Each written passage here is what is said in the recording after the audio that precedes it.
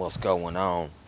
Yeah, I come to this realization yesterday that like basically when you trick or treat, that all right, these kids come dressed as demons and gargoyles and ghouls and vampires and SWAT uniformed soldiers and stormtroopers and Vader and the werewolf and hookers and pimps and shit, right?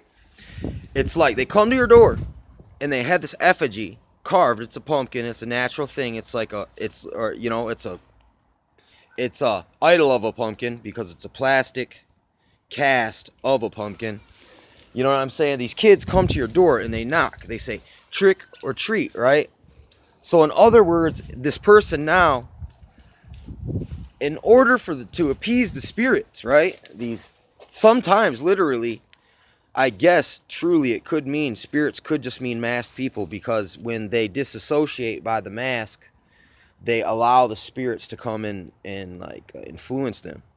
And they kick it off by eating things sacrificed to idols. Listen, when you give a kid candy when he comes to your door that's dressed like a demon and he says trick or treat, you know what I'm saying? Because it used to mean, yeah, go in there, buddy. It's too cold out there.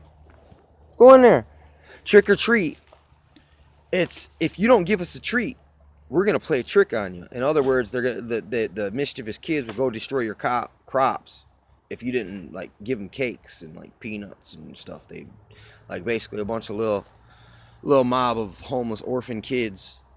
They go out and they figured out a way to extort and hustle up some money off the religious system. My bad. They knew how to extort and get a little fire insurance out of people's crops every year, because they're like, hey man, ain't it about harvest time? And he's like, hey buddy, I think we need to go fetch them masks and go get us some food tonight. You know what I'm saying? So trick or treat. And especially the way they do it here in America, the way that, look, I just never realized like what it really was, man. See, that's the thing. See, you could be so blind and ignorant to something that's right in front of your face all along and you don't recognize it for what it is. That is what a stronghold is. A stronghold is a preconceived idea, notion, knowledge that actually blocks you from going any further. It's like a structure, a mind form, a pattern, a thought pattern, an ideology, an indoctrination. All right? So it's like you got the kid coming up with the pumpkin, which basically is an idol. I mean, it's just not made overlaid with gold and silver. You know what I'm saying? But it's still, it's not, listen, the way that something becomes an idol is most certainly when it's given reverence, worship, or fear. You know what I'm saying? If it's given food, gifts, if it's given extra special preferential treatment, even your trophies, your trophies can become idols to your own kind of apotheosis of humanistic pursuits, right? Secular humanistic pursuits kind of becomes your respecter of persons, right? Because listen, respect, fear are interchangeable. Respect and fear is reverence. In a way, reverence is worship. When you're giving reverence, like, oh shit, if I don't give these kids a treat, they're gonna play a trick on me. So fear, you're fearing the idol. Now you're sacrificing things to idols and they're eating them. You know what I'm saying? It's idolatry, man, and it is witchcraft. Like literally, dude, like so easy, man. The dots are like, there is no dispute from that. It is what it is, buddy. You know what I'm saying? It's like, I know that now. I'm glad I stopped participating in Halloween. You know, I did it when I was a kid. It was fun. You know,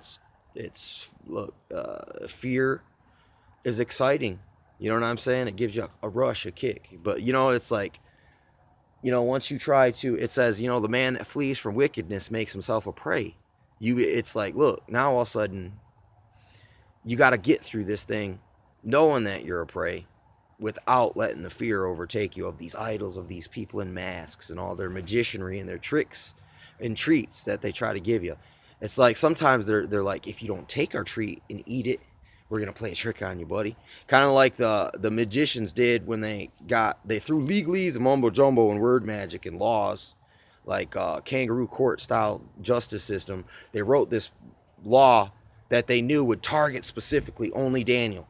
See, that's how your policy and craft shall prosper in their hands. You know what I'm saying? It's through all this maritime amnesty style Black's Law Book word magic. It's freaking crazy, man.